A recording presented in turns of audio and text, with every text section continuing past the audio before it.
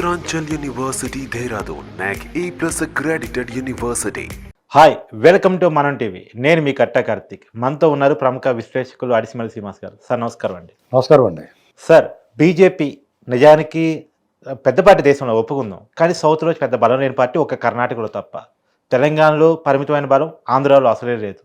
కానీ ఎందుకు బీజేపీ కోసం తెలుగు పార్టీలన్నీ ఎంటబడుతున్నాయి? ఒకటి బీఆర్ఎస్ ప్రయత్నం చేస్తుంది పొత్తు కోసం, రెండు టీడీపీ జనసేన ప్రయత్నం చేస్తున్నాయి బీజేపీతో పొత్తు కోసం, రెండోది జగన్ కూడా ప్రయత్నం చేస్తున్నాడు డైరెక్ట్గా పొత్తు కోసం కాకపోతే నేను మీతో ఉంటాను, మీరు నాతో ఉండండి, టీడీపీతో పొత్తు పెట్టుకోవద్దు, కావాలంటే కేసీఆర్తో పెట్టుకోండి. ఇలా జగన్ తనదైన లాబింగ్ చేస్తున్నాడు. అపాయింట్మెంట్ చంద్రబాబు గారు ఇవాళ అమిత్ షాని కలుస్తారు, తర్వాత రోజే మోడీ జగన్ని కలుస్తారు. వాళ్ళు కూడా దాన్ని ఎంకరేజ్ చేస్తున్నారు, బీజేపీ వాళ్ళు కూడా. ఏం జరుగుతుంది అసలు రాజకీయాల్లో?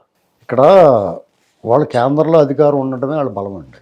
అంటే జనంలో అవసరం లేదు, కేంద్రంలో ఉన్నట్టే సరిపోతుంది. కేంద్రంలో అధికారంలో ఉన్నారు కాబట్టి వాళ్ళు చేసిన పని ఏంటంటే, ఇప్పుడు రాజకీయ పక్షాలు ఇదివరకు ఎలాగ ఆలోచించాయంటే, ప్రజల మద్దతుతోటి గెలవాలనుకుని ఒక రకం ఆలోచించేవారు. సిస్టమ్ చేతి ఆ ప్రజల మద్దతు, ఇప్పుడు ప్రభుత్వానికి ప్రజలకి మధ్య ఒక సిస్టమ్ ఉంది కదా వ్యవస్థలో. ఆ వ్యవస్థలు మన చేతిలో ఉంటే కూడా మనం గెలవచ్చు అనేటువంటి దానికి వీళ్ళు క్లియర్ ఎగ్జాంపుల్ బీజేపీ వాళ్ళు. ఎందుకంటే వాళ్ళు రెండోసారి గెలిచినప్పుడు ప్రజలు ఎందుకు ఓట్లు వేసారు ఎవరికన్నా చెప్తారా? నోట్లు రద్దు చేసి మధ్యతరగతి నడ్డి విరిచినందుక, దొంగోళ్ళందరినీ దేశం దాటించినందుక, వాళ్ళందరూ అప్పులు మాఫీ చేసినందుక. ఈ నోట్ల రద్దు వల్ల ఏం ఉపయోగం జరిగింది ఏమండి? అవును, 60 రూపాయలు పెట్రోల్ 120 రూపాయలు అయ్యింది. అంతకేసారంటారు ఓట్లు. అలా కాదండి, 500 రూపాయలు గ్యాస్ సిలిండర్ 1100 చేశారు. అంతకేస్తారా ఓట్లు? ఎందుకేసారు? వాళ్ళ చేతిలో సిస్టమ్ ఉంది.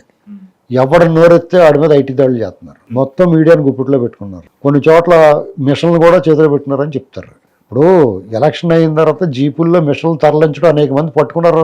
పోలీసు వాళ్ళు కంప్లైంట్ ఇస్తే పట్టించుకోలేదు. ఎలక్షన్ కమిషన్కి దొంగల పడ్డ 6 నెలలకు ఒక్కలు మొరినట్టు మొరుతూ ఉంటుంది. ఇలాగా దౌర్జన్యం బలవంతం చేసి కూడా వాళ్ళు అదుపులో పెట్టుకుంటారు. వాళ్ళు సహకారం కావాల్సిన వాళ్ళ మద్దతు కోరతారు. ఏముంది అందులోనూ సౌత్ దగ్గరికి వచ్చేటప్పటికి, సౌత్లోనూ తెలుగు రాష్ట్రాల్లోకి వచ్చేటప్పటికి, తెలుగు రాష్ట్రాల్లోనూ ఆంధ్రప్రదేశ్ దగ్గరికి వచ్చేటప్పటికి జగన్మోహన్ రెడ్డి గారు లాంటి ఒక అరాచకవాది, నియంతృత్వం, నిరంకుశం, దుర్మార్గం, దాడులు, వేట, వెంటాడి, చావులు, హత్యలు, అంటే ఇది అంతకైనా బరిదెగించిన వ్యక్తి పాలకుడిగా ఉన్నాడు. మోడీ గారు లాంటి వ్యక్తి దేశం కోసం, ధర్మం కోసం మేము నీతివంతులు అని చెప్పి వాళ్ళు వెళ్ళి దొంగడు సాయం చేస్తున్నారు. ఇక్కడ మీరు ఏం చేస్తారు? అది కూడా అన్కండిషనల్ కదా సార్.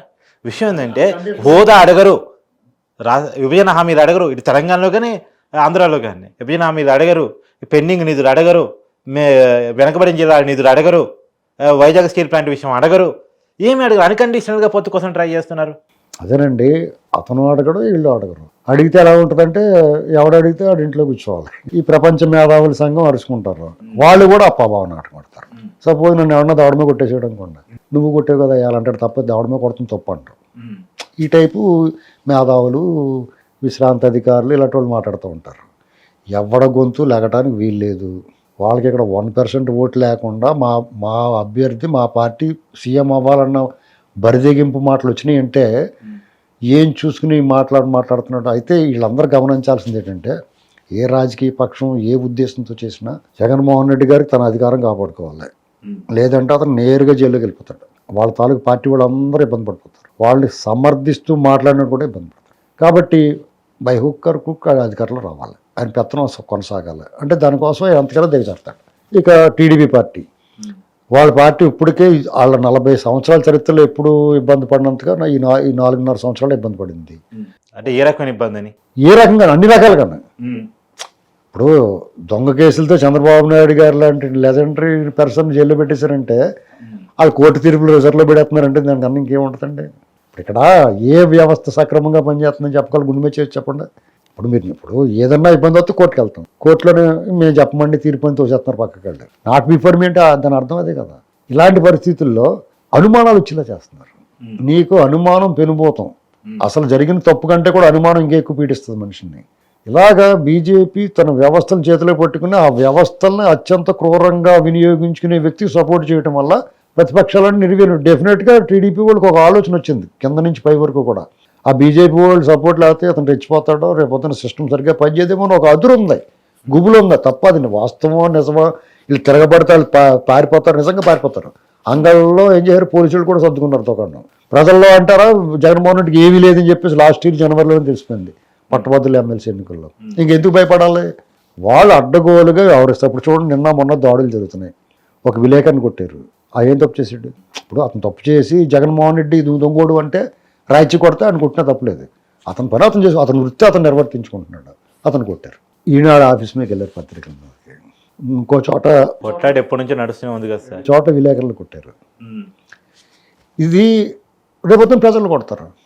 ఓటు అతను వెళ్తే పెడేల మోడి ఇంట్లో కూర్చోంటాడు. ఏం చేస్తారు మీరు? మళ్ళీ పాత కల్చర్ వస్తుంటారు. పాత కల్చర్ ఏంటి అసలు? వాళ్ళ కల్చరే అది, వాళ్ళ ప్రాక్టీస్ అది. ఈ 4.5 ఏళ్ళ నుంచి అదే పని చేస్తున్నారు వాళ్ళు. మీరు ఎవరికాడు తల ఉంచుకెళ్ళిపోతున్నాడు కాబట్టి బయట రావట్లేదు. నువ్వు ఒకసారి ఎదిరించి చూడండి వాళ్ళని. సార్, అది ఏపీ పరిస్థితి చెప్పారు. తెలంగాణలో బీఆర్ఎస్ ఎందుకు ప్రయత్నం? నిన్న బీజేపీ తిట్టిన పార్టీ బీఆర్ఎస్ ఒక ప్రయత్నం చేయటం, బీఆర్ఎస్ కోసం మళ్ళీ అక్కడ జగన్ లాబింగ్ చేయటం. ఇప్పుడు బీఆర్ఎస్ పరిస్థితి ఏంటంటే వాళ్ళు ఊహించిన విధంగా అనుకున్నదోటి అయ్యిందోటి జరిగింది. వాళ్ళు మాకు అది ఇప్పుడు ఒకటి దీనికి సమస్య కారణం ఏంటంటే అధికారం మాకు శాశ్వతం అనుకోవటం వల్ల. వీళ్ళు అధికారం మాకు శాశ్వతం అనుకుని నోటుకు వచ్చినట్టు మాట్లాడేవారు. 2 చేతుల్లోనూ లాగి పక్కన పెట్టుకున్నారు. ఎవరికి కాదు కాళేశ్వరం లాంటి ప్రాజెక్టులు కట్టి ప్రజల్ని ఒక రకంగా మరి అది కుంగిపోవటాలు అయ్యి ఇప్పుడు అవసరం లేనిది నిరుపయోగమైంది కట్టినా గట్టి కట్టి ఉంటే పిల్లలు ఆడుకుంటాం కానీ పనికి వచ్చేది. అది ఎవరికైనా టూరిస్ట్ ప్లేస్ కింద పనికి వస్తుంది. కానీ అది పైగా కుంగిపోతాం, 1,00,000 కోట్లు వేస్ట్ అనేటువంటిది వస్తుంది.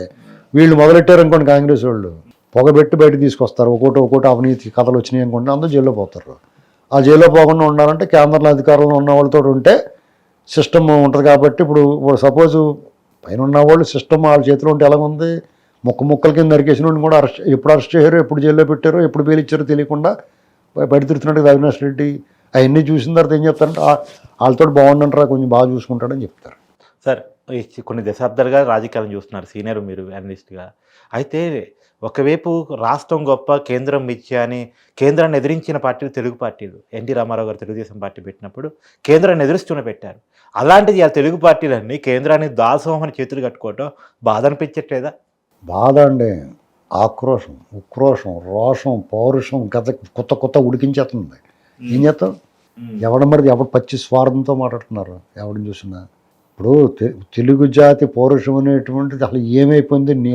కుక్క మూతి బిందులు పుడతాయంటారు, చెట్టు ముదిరిపోయిందంటే కుక్క మూతి బిందులు పుడతాయంటారు. అలాగైపోయింది జాతి, నిర్వీర్యం అయిపోయిందండి. లేకపోతే ఆలెట్ని చపాతీ బ్యాచ్ ఇక్కడ మన దగ్గరికి వచ్చేసింది. బీజేపీ ఎంత పెద్ద పార్టీ అని కావచ్చు, నార్త్ పార్టీ అది. బీజేపీ అనేటువంటి పార్టీ తెలుగు వాళ్ళకి ద్రోహం చేసిన పార్టీ, అందులో నో డౌట్. వాళ్ళతో అవసరం ఉందంతే మనకి. వాళ్ళు నిజంగా ప్రజల మీద వాళ్ళకి సిగ్గుంటే వాళ్ళు ఎవరన్నా పొత్తెట్టుకుంటాం కానీ పెట్టుకోకూడదు వాళ్ళు. మీకు ఏం ఇప్పుడు సపోజ్ మీరు నాకు ఉత్తుపున నాకు మెయిల్ చేస్తున్నారు అనుకో, ఇదేంటి సార్ మీరు నేను ఏం చేశారని ఇది చేస్తున్నారని చెప్పి అంటాను కదా మాట. వాళ్ళు అలాగే అన్నారు, మీకు నేనేం చేయలేదు కదా, మీకు అన్యాయం చేసాం కదా, దొంగోడు వెనకాల ఉన్నాం, మేము కర్పండాలు కొట్టించాం, మీ రాష్ట్రం అమరావతి నాశనం చేసాం, పోలవరం పడకేయించాం, రైల్వే జోన్ ఇవ్వలేదు, విభజన హామీలు ఇవ్వలేదు. అన్నిటికన్నా ముఖ్యంగా సర్దార్ వల్లభాయ్ పటేల్ విగ్రహం పెట్టారు వీళ్ళు. సర్దార్ వల్లభాయ్ పటేల్ పేరు తలవటానికి కూడా వాళ్ళకి హక్కు లేదు. ఎందుకు తెలుసా? సర్దార్ వల్లభాయ్ పటేల్ రాజాభరణాలు రద్దు చేసి వాళ్ళకి సంస్థానాలు రద్దు చేసి వాళ్ళు రాజాభరణాలు ఇప్పించాడు స్వతంత్రం వచ్చిన తర్వాత. పార్లమెంట్లో అది ఎత్తేసారు. రాజాభరణాలు రద్దు చేస్తారంటే ఒక మాట చెప్పాడు ఆయన, భారత పార్లమెంటు మనం ఒక పార్లమెంట్లో ప్రజలందరికీ విశ్వాసం, ప్రజాస్వామ్యానికి దేవాలయం నాటి పార్లమెంట్లో మనం ఒక హామీ ఇచ్చాం, సంస్థానాలు రద్దు చేసి మీకు రాజాభరణాలు ఇస్తున్నామని ప్రకటించాం. ఇవాళ దాన్ని మన మాట తప్పితే ఈ దేశ ప్రజలు ఎవరిని నమ్మాలి? అటువంటి వ్యక్తిని తోటి వీళ్ళు మేము విగ్రహం పెట్టాం, యూనిటీ ఆఫ్ ఇండియా స్టాచ్యూ ఇలాంటి మాటలు మాట్లాడచ్చండి. భారత పార్లమెంట్లో మాజీ ప్రధాని మన్మోహన్ సింగ్ గారు ప్రత్యేక హోదా ప్రకటించాడు, విభజన హామీలు ప్రకటించాడు. ఆయన వాటిని తొంగలో దొక్కిన వాళ్ళకి ఈ దేశాన్ని పాలించే అర్హత ఉందా? దీనికి సమాధానం చెప్పాలి, మాట్లాడాలి. అటువంటి వాళ్ళతో పొత్తు పెట్టుకోవాల్సి రావడం రాజకీయ పార్టీల దురదృష్టం, దాన్ని మనం ఆహ్వానించాల్సి రావడం మన దురదృష్టం. దీన్ని వేడుకగా చూస్తే వస్తే కొండ పోతే వెంటుకని కొంతమంది కోతి చేష్టలు చేయడం అనేటువంటిది మొత్తం ప్రజల దురదృష్టం. మీరు చెప్పిన దాన్ని బట్టి కూడా, వస్తున్న కొన్ని లీకులను బట్టి కూడా, పొత్తుల కోసం ఆరాటపడుతున్న తెలుగు పార్టీలను చూసి తెలంగాణలో పొత్తు పెట్టుకోవాలి బీఆర్ఎస్తో అంటే మాకు 10 ఎంపీ స్థానాలు ఇవ్వాలని, ఏపీలో పొత్తు పెట్టుకోవాలంటే టీడీపీతో 6 స్థానాలు ఎంపీ స్థానాలు ఇవ్వాలని చెప్పేసి, అంటే వాళ్ళ బలాన్ని మించి కోరికలు కూడా కొంత ఆశ్చర్యాన్ని కలిగిస్తున్నాయి. ఎనీవే, మరి చూడాలి ఏపీ రాజకీయాలు కేంద్రం చేతుల్లోనే ఉంటాయా లేదో సొంతంగా మనగలుగుతాయా చూడాలి. Thank you sir.